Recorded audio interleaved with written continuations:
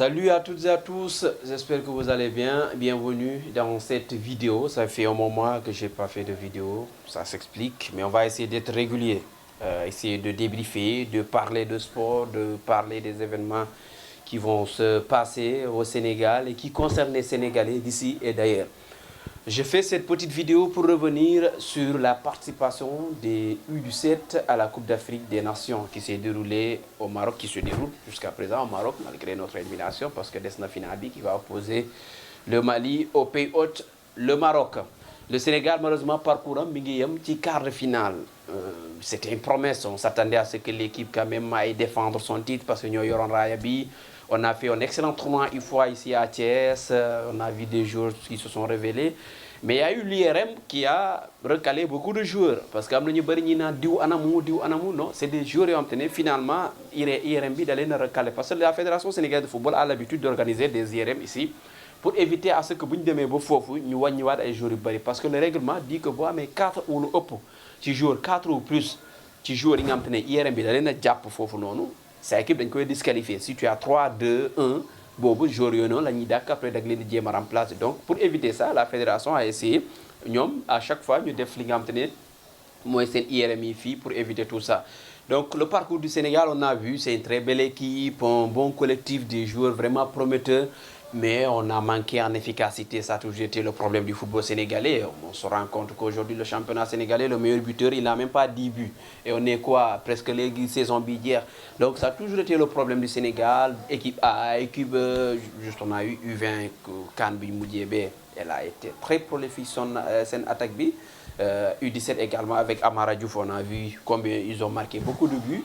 Mais c'est un travail parce qu'en réalité, les profils qui ont été utilisés comme attaquants de pointe, ce pas des joueurs c'est pas des attaquants de fixation. Abdourahmane Mboy qui évolue à Génération Foot, on sait très bien, c'est un très bon joueur. Mais c'est un joueur, pour il faut qu'il te joue sur un côté parce qu'il va vite, il est capable d'éliminer, il fait des différences avec Génération Foot.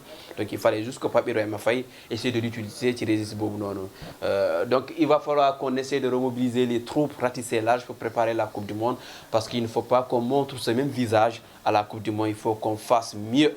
La Coupe du Monde bi nga xamné Qatar lay amé y a un fait bi nga xamné mo gëna indi ciow nak ci CAN bi participation des Lionceaux moy sen ñibisi. Il y a eu un influenceur qui a fait une vidéo pour dire les conditions yi joueurs yi ñibissé. Il a parlé d'abandon, joueurs yi dañ leena sanni ci stade bi jox ñu leen passe dañu nangu mayo yi. Il y a les faits, il y a une amplification également des faits. Donc c'est vrai que andi nañ leen ci fiñ leen jëlé won, c'est vrai que jox ñu leen maillot, c'est vrai que jox ñu leen passe, mais il y a une amplification parce que c'est pas des choses extraordinaires parce que ça a toujours été comme ça. Je vous explique. On sait tous que les participations, que ce soit Sénégal ou les sélections, il y a toujours un problème. Équipe nationale Sénégal, ça dit que quand tu gagnes, les gens laissent passer. Mais quand tu perds, on va sortir la petite bête. C'est très normal. Mais même lors de la CAN 2022, le Sénégal gagnant au Cameroun, mais il y avait un problème. Il y avait des choses, mais on a laissé passer parce que l'équipe gagne. Quand on a perdu en Côte d'Ivoire, mais les détails près, parce que nous avons une frustration, c'est ce qui s'est passé avec les U17. Quand ils sont rentrés, comment ça s'est passé? Et ça a toujours été comme ça. Je vous l'assure. Moi, j'ai voyagé avec les A, j'ai voyagé avec les sélections locales, U23, U20, U17, tout. Je pense que sélection jeune, bi ma voyagé, c'était les U20 pour gagner Cannes en Égypte. J'étais dans le même vol qu'eux. On est rentrés ensemble. Nous avons dougu sen bus avec les confrères qui étaient là-bas. Nous avons de palais. Et ce qui s'est passé ce jour-là, ce soir-là, entre parenthèses, palais. Mais vous pensez que si on n'avait pas gagné, d'ailleurs, ils ne seraient pas reçus. Mais ce soir-là, les jours, chacun a reçu 10 millions. Mais ces 10 millions-là, on les a mis dans un sachet. Ils sont rentrés comme ça. Insécurité totale. Mais ça, c'est scandaleux. Moi, j'étais choqué. Imagine-toi, là, une personne signale que tu as 10 millions avec toi, tu rentres dans un taxi comme ça, on peut t'agresser, c'est tout. Donc, il faut que vigilance la fédération vis-à-vis des joueurs, surtout quand il s'agit de jeunes joueurs. Je pense qu'il faut la sensibilité.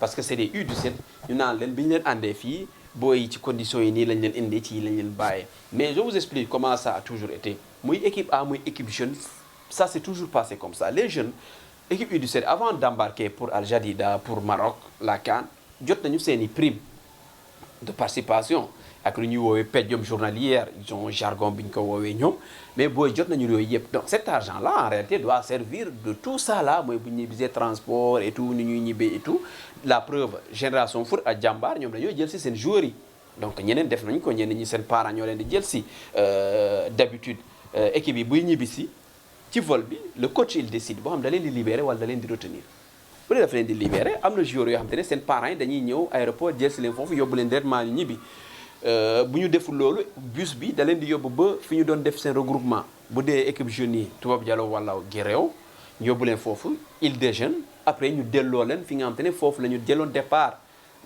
généralement fédération bi bu yàgg bi nekk VDN bi fañ lañ leen di andi wala ñu yóbbu leen stade amitié bu ñëwee ba foofu bus bi da leen di wàccee bi leen di wàccee nag ku ci nekk nag ñii seen club dañuy jël si ñii seen parents jël si ñii jël taxi dem ñibbi ça a toujours été comme ça sélection yi yëpp ba U17 di demoon CAN ça a toujours été comme ça fédération musul joxe passe taxi fédération musul yóbbu ñi ku nekk ñibbi këram après est-ce que ça doit se passer comme ça je sais pas mais les faits sont que nii la mos a demee c'est pas scandaleux parce que journée la woon ils sont rentrés ay 10h midi quelque chose comme ça donc du loo xam te ne guddi la woon maintenant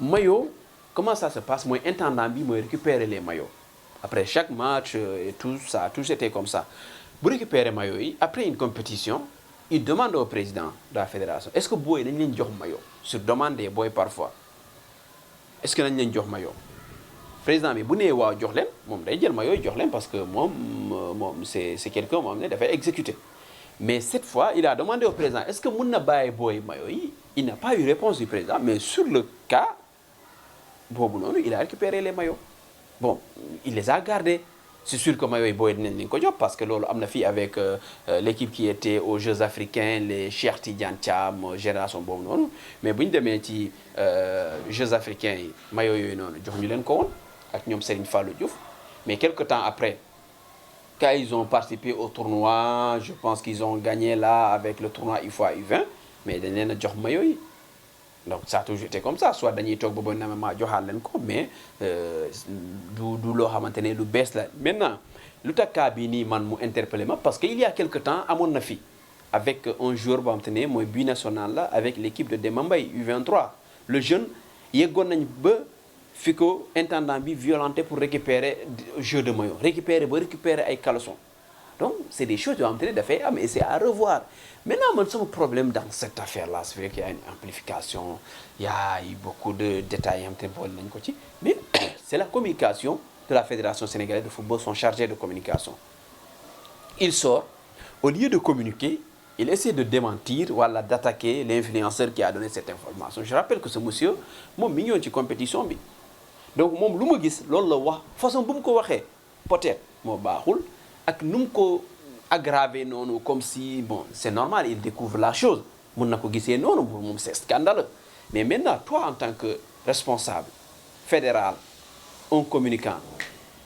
responsable fédéral communicant c'est à toi en fait de faire une communication au lieu de faire un démenti c'est quoi faire la communication c'est expliquer li ma jot a expliquer nii mais fais une communication dis que l'équipe avant ñuy embarquer jox nañ leen seen prime ku nekk jox nañ ko xaalisam que d'habitude équipe yi bu ñu ñibbisee nii ak ni lay demee dañuy jaar Guéréo dañuy jaar hôtel dañuy déjeuner ñuy wàccee leen fi ñu leen jëlee woon seen famille ñoo leen di jël si et ça a toujours été comme ça la fédération ne donne pas de transport la fédération ne fait pas ceci ne fait pas cela parce que dans les primes sont inclus et le transport et tout ça là donc si la fédération mu ki war a communiquer au lieu mu jox nit ñi ay information mais il est là di non dañ leen di xeex diw mooy xam nga gars yi dañuy yàq def lii mais yéen da ngeen c'est à un moment donné vous parlez comme si football bi yéen a ko moom on vous a confié une chose qui appartient aux Sénégalais les Sénégalais ont le droit de regard ont le droit de critique ont tous les droits yéen a war a am maturité am grandeur que su ngeen waree communiquer ngeen bañ a fixer nit bi wax ak yéen mais ngeen fixer sénégalais yi soxla des informations. Dans cette affaire ce qu'on avait besoin c'est de la communication et à la fédération sénégalaise de football ci ay problème am yu bëri am na ci benn boo xamante ne moo ci gën a fës te moo leen di gën a yàkkal mooy absence de communication. La bonne communication et la communication de crise, anticiper avant qu'il y ait un problème, communiquer. Ils ont attendu ko ba ñëpp wax ci ba coow li bari mais le jour même bi booy bi def vidéo bi mais sortez un communiqué expliquez. Mais da ngeen di xaar après média yi woo leen nga def benn audio di wax génn fii dugg fii non il faut bien communiquer. La communication a toujours été le problème. Je pense que problème bi ñu am dans cette affaire là c'est un problème de communication. Maintenant booy ci condition baax lañ nekkoon Maroc jox nañ leen seeni prime maillot yi lu tax intendant bi bàyyiwu leen ko jotul aval président fédération bi te passe mosuñu joxe parce que ci prime yi ak yooyu noonu c'est inclus tout ça. Il arrive même que yenn jours yi seen parents yi jot ci leen aéroport léegi nag li des mooy il faut qu'on revoie tout ça parce que c'est des gamins il faut qu'on revoie du ni ngay doxalee ak équipe A wala équipe U23 nga war a doxalee avec des gamins U17 donc il faut qu'on revoie ça. Demain il y aura les U15 qui vont participer au tournoi à la CAN. Est-ce que da ngay ñëw bàyyi leen fenn tout ça les parents et tout est-ce qu'il faut coordonner avec les parents pour que su ngeen di yegg si les parents yegg si ñëw jël seen doom tout ça c'est des choses à revoir mais tout ça nag li ko ëmb mooy une bonne communication. Sans une bonne communication réeroo dafay yàgg di am te il faut que les Sénégalais comprennent comment le football marche, comment il est géré mooy li nga xam te ne ñoom ñoo ko moom. Di leen jaajëfal ci vidéo bi ngeen di suivre di leen jox dig daje très bientôt on va essayer d'être régulier de débriefer de parler actualité de parler d'événements sportifs sur votre chaîne que ce soit TikTok Instagram YouTube X on est plus présent sur X mais on va essayer de s'améliorer pour les autres réseaux jërë ngeen jëf.